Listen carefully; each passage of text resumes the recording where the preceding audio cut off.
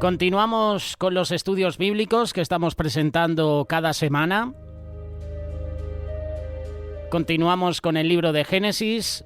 Hoy llegamos al capítulo 27. Hablaremos de dos hermanos muy conocidos. Hablaremos de Jacob, hablaremos de Esaú. Génesis capítulo 27, versículo 1 dice lo siguiente. Aconteció que cuando Isaac envejeció y sus ojos se oscurecieron, quedando sin vista, llamó a Esaú su hijo mayor y le dijo, «Hijo mío». Y él respondió, «Heme aquí». Y él dijo, «He aquí ya soy viejo, no sé el día de mi muerte. Toma pues ahora tus armas, tu aljaba y tu arco, y sal al campo y tráeme caza. Hazme un guisado como a mí me gusta, y tráemelo, y comeré para que yo te bendiga antes que muera». Aparentemente Isaac no se ha dado cuenta que Esaú vendió su primogenitura. Parece que solicitó la comida para fortalecer su vitalidad. Un guisado era un tipo de comida que a Isaac le gustaba. Cuando dice la palabra «te bendiga», alude a la transmisión de la propiedad familiar, las aspiraciones, las promesas espirituales del padre al hijo mayor.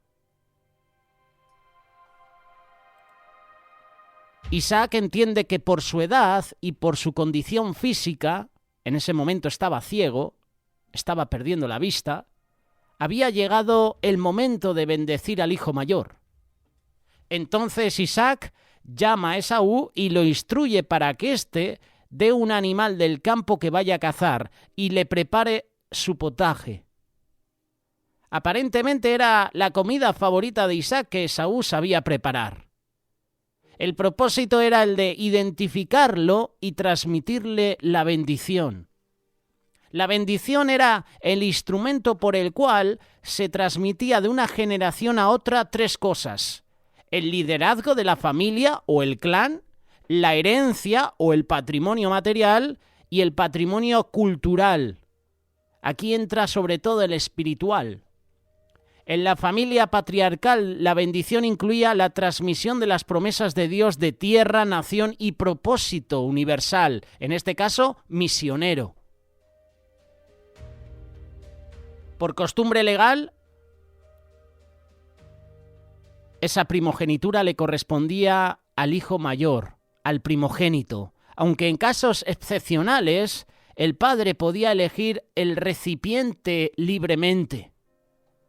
Isaac, con esta acción, decide asegurar la continuación del pacto y cumplir acabadamente su misión en la tierra. Aquí no se tiene en cuenta el hecho de que Esaú ya había vendido su primogenitura, porque ello fue a arreglo privado entre los dos hermanos.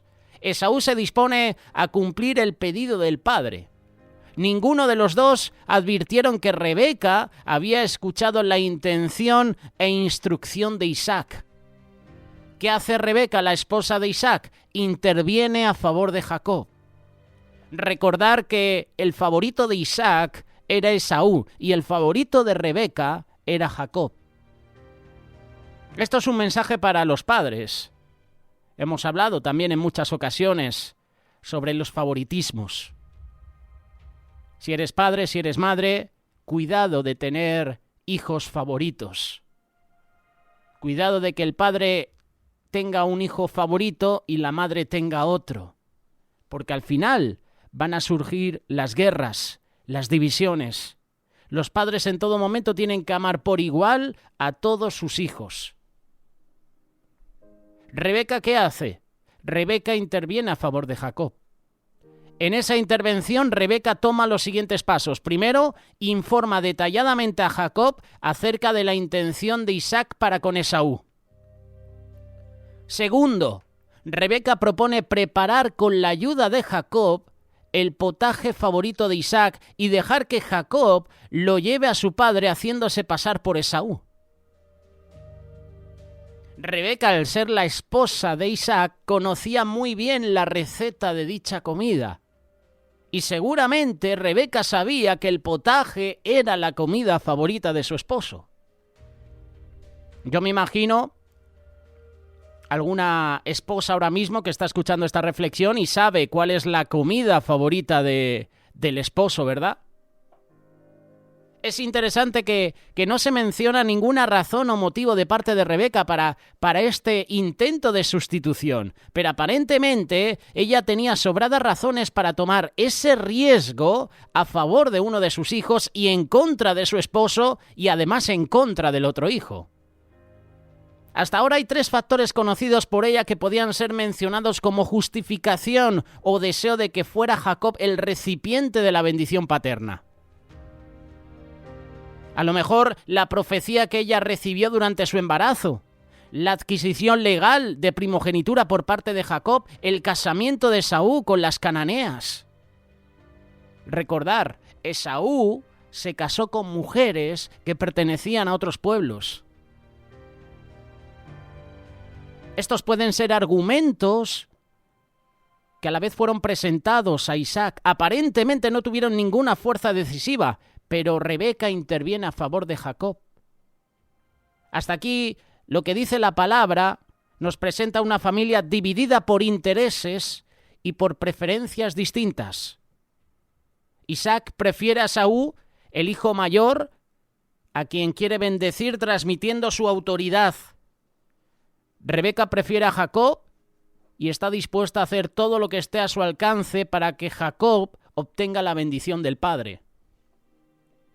Me recuerda mucho a los hijos de Isaí. Isaí fue el padre de David. Los favoritos de Isaí eran los que eran guerreros, los que eran fuertes, los que estaban preparados para la guerra. Digo favoritos porque cuando fue Samuel a ungir a uno de sus hijos, no sabía dónde estaba el menor. Samuel le dice, oye, ¿tienes otro hijo? Porque no me voy a ir de aquí hasta que no unjamos al próximo rey de Israel. Entonces el padre de David, Isaí dice, pues sí, tengo un hijo que está en las montañas, está con las ovejas, está con las cabras. El favoritismo de Isaí no era para David, era para sus otros hermanos. Cuidado, los padres, con hacer acepción de hijos. Ama a todos tus hijos por igual. Y aquí vemos a Isaac, que prefiere a Esaú, vemos a Rebeca, que prefiere a Jacob. Jacob inicialmente resiste la propuesta, no por falta de deseo, sino más bien por el peligro que involucraba. Había diferencias físicas entre los dos hermanos. Eran muy marcadas y aunque el padre era ciego, tenía otros medios de descubrir el engaño. Pero Rebeca insiste asumiendo toda responsabilidad del acto.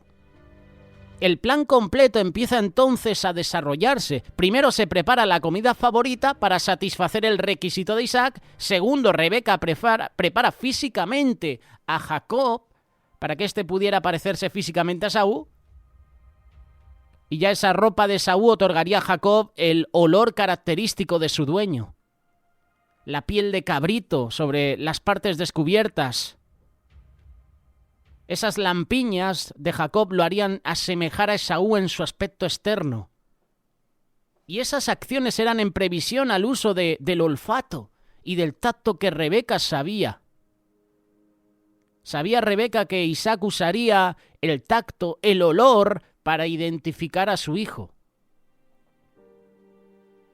Toda esta trama deja entrever que este era un momento esperado para todos.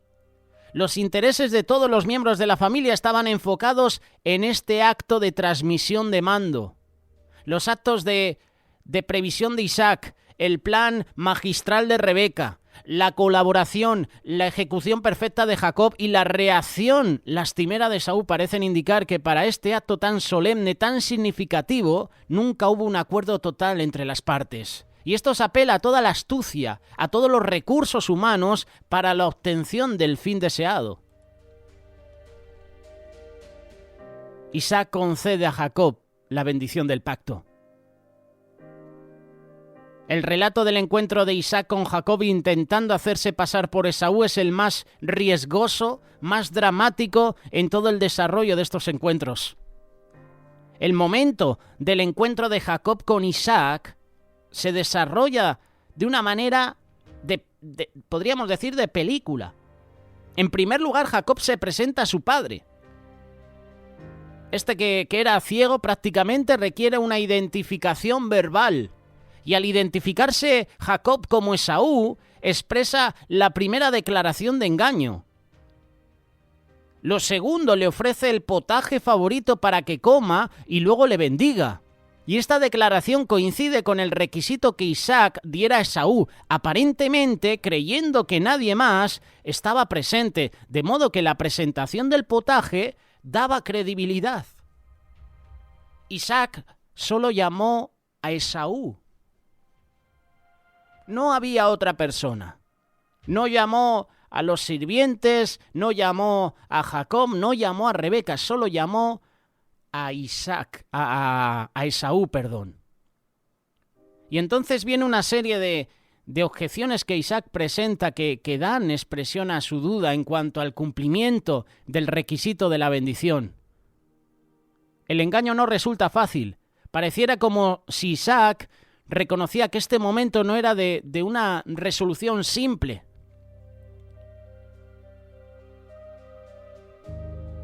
Isaac presenta varias dudas, varias objeciones a Jacob, y éste magistralmente satisface a todas ellas. La primera es la rapidez con la que se presenta la comida. Isaac sabía que la caza de un animal silvestre no era fácil. La preparación del mismo requería cierto tiempo. Yo no entiendo de comida, pero para cocer, por ejemplo, un conejo, una liebre, se requiere tiempo. Es un hecho que una mentira demanda otra, y así sucesivamente. Y Jacob inventa rápidamente una respuesta. El Dios de Isaac actuó a su favor. La siguiente objeción tiene que ver con la identidad.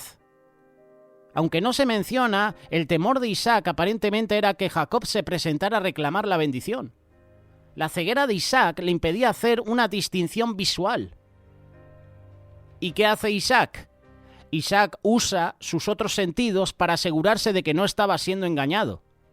Él usa el tacto para palpar y reconocer el aspecto externo. Se identifica a Esaú como una persona velluda, con mucho pelo.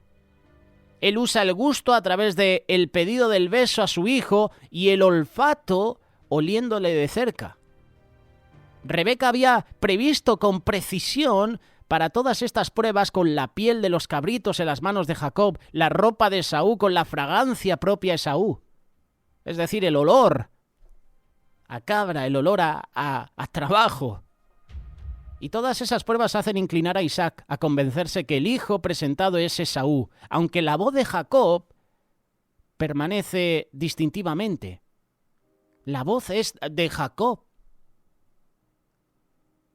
Finalmente, y después de una última interrogación de identidad, Isaac queda satisfecho y come el potaje.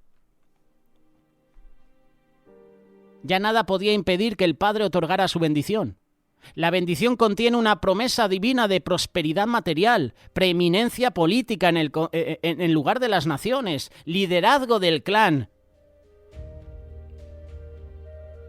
Así continúa con la bendición a Abraham. La palabra dice: bendeciré a tus naciones, Abraham, Isaac, Jacob. Una vez pronunciada la bendición, identificado el recipiente, este se vuelve irrevocable, intransferible. La conexión del pasado con el futuro ya estaba hecha.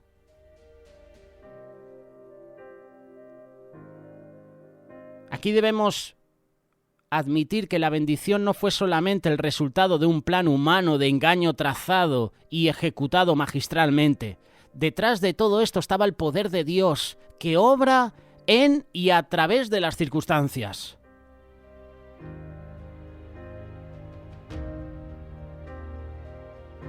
La palabra dice, y esto es un anuncio profético: el mayor servirá al menor. El menosprecio de Esaú por la primogenitura y su venta a Jacob, y el casamiento de Esaú con mujeres hititas, es decir, mujeres cananeas, arriesgando así la identidad racial, cultural del naciente pueblo escogido por Dios, todos fueron momentos, conexiones para que Dios permitiera esta situación. Llega la bendición de Isaac a Esaú también.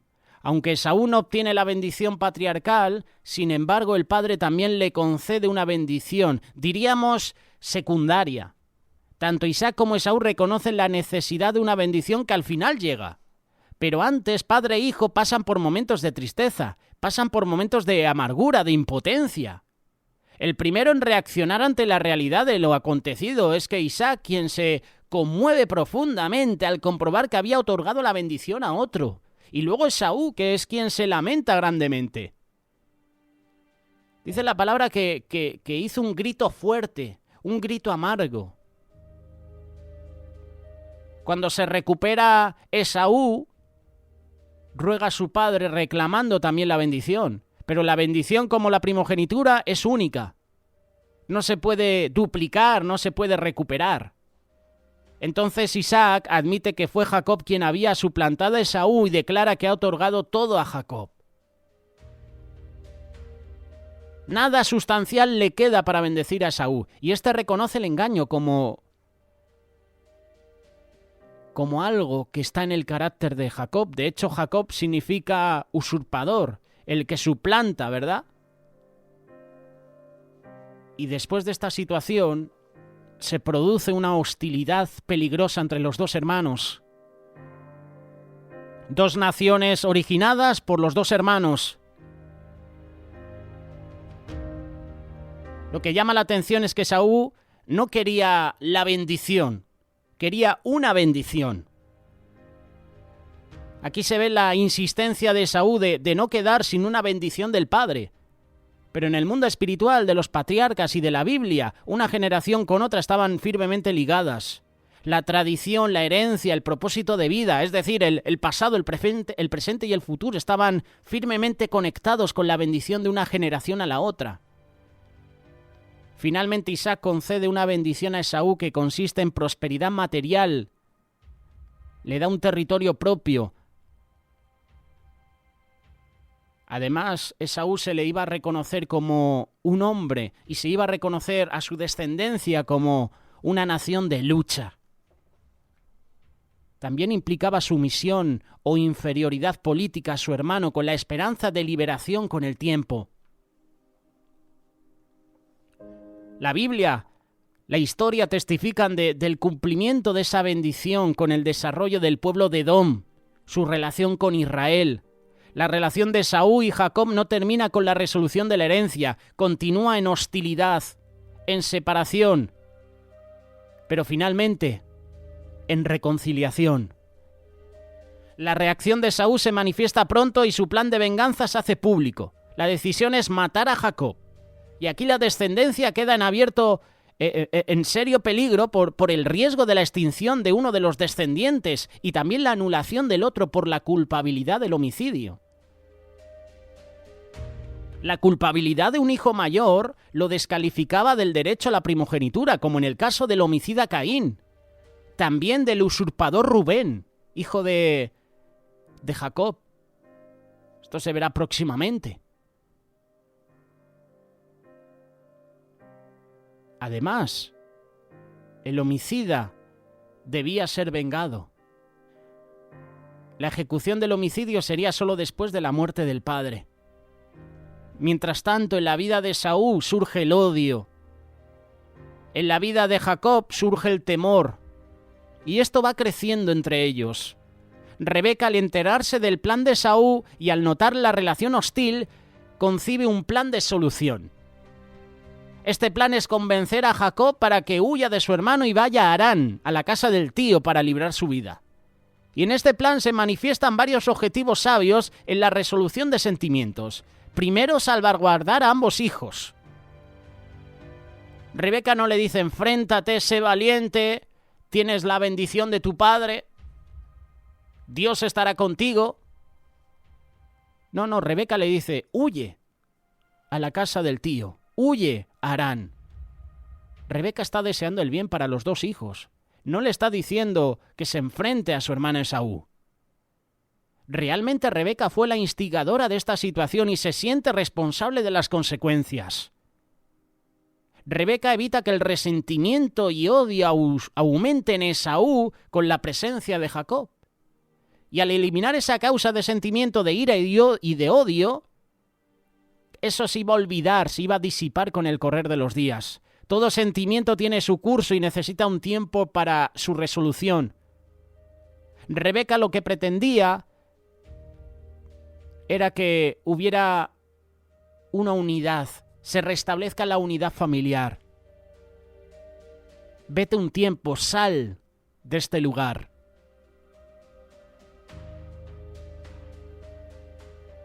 Rebeca puso todo su empeño, puso su sabiduría de madre en apaciguar a su hijo Esaú. Hizo lo correcto, pero de manera incorrecta.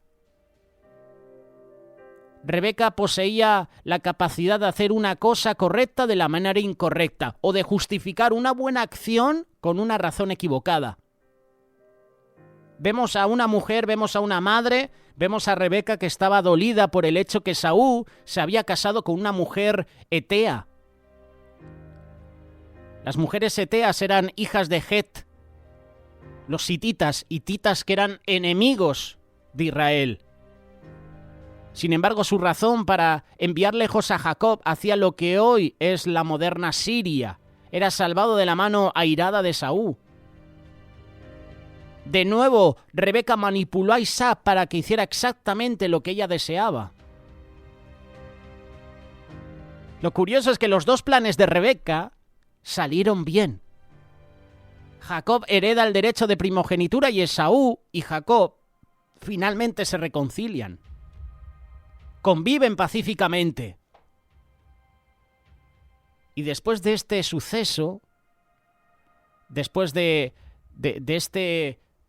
esta nueva reconciliación, Rebeca desaparece del texto bíblico. Después de esta intervención familiar no sabemos más sobre Rebeca. Por más controvertida que haya sido su actuación, debemos reconocer que su firmeza, determinación en ocasiones críticas de la familia hace posible la continuación del pacto.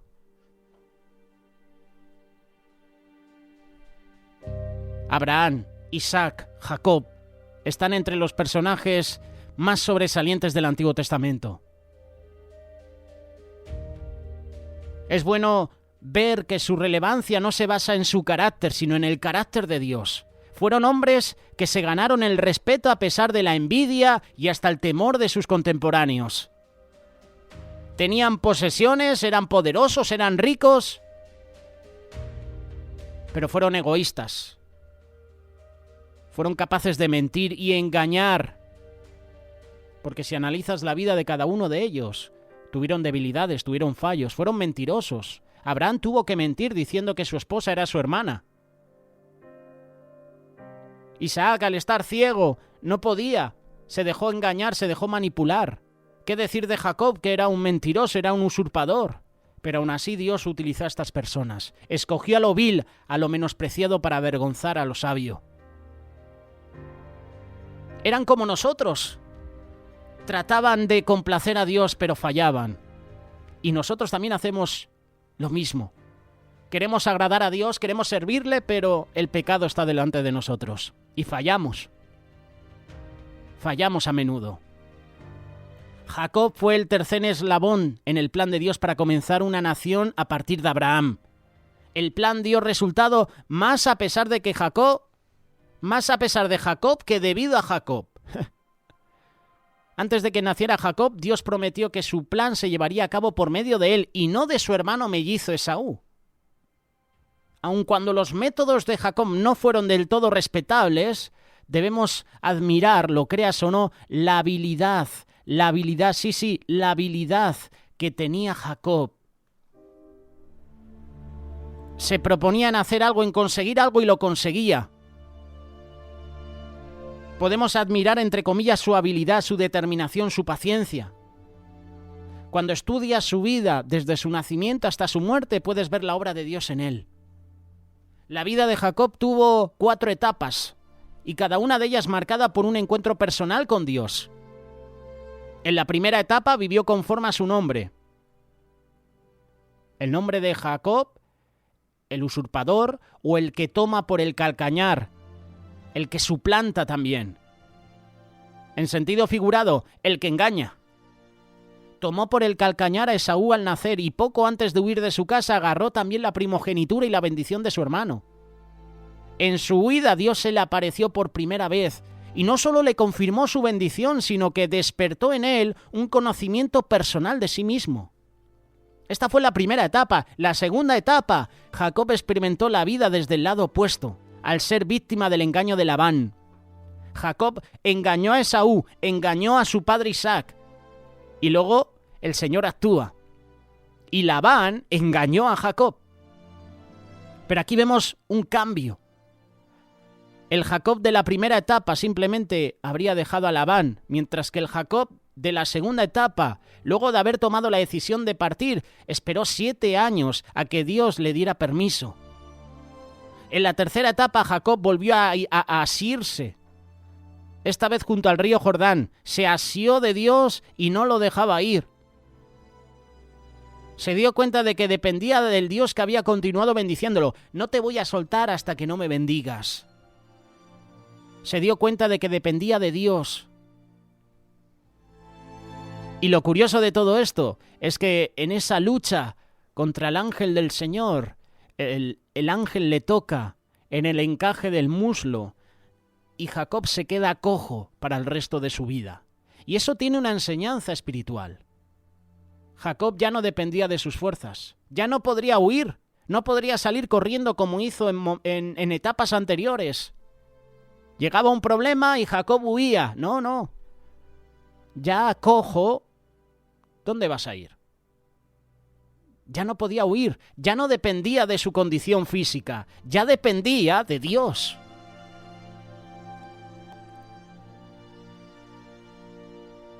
En la última etapa de la vida de Jacob, Dios fue el que lo agarró.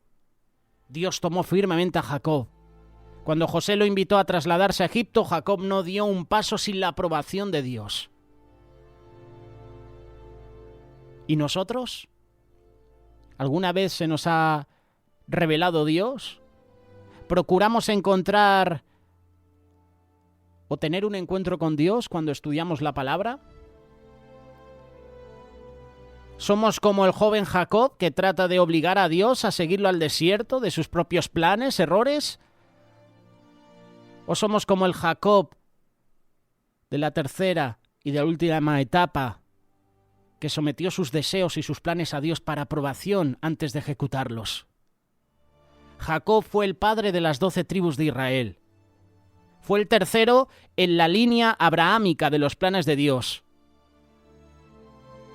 Cometió errores, tuvo muchas debilidades. Cuando se enfrentaba a un conflicto, Jacob confiaba en sus propios recursos, en sus propias habilidades, en su propio conocimiento. No pedía ayuda a Dios.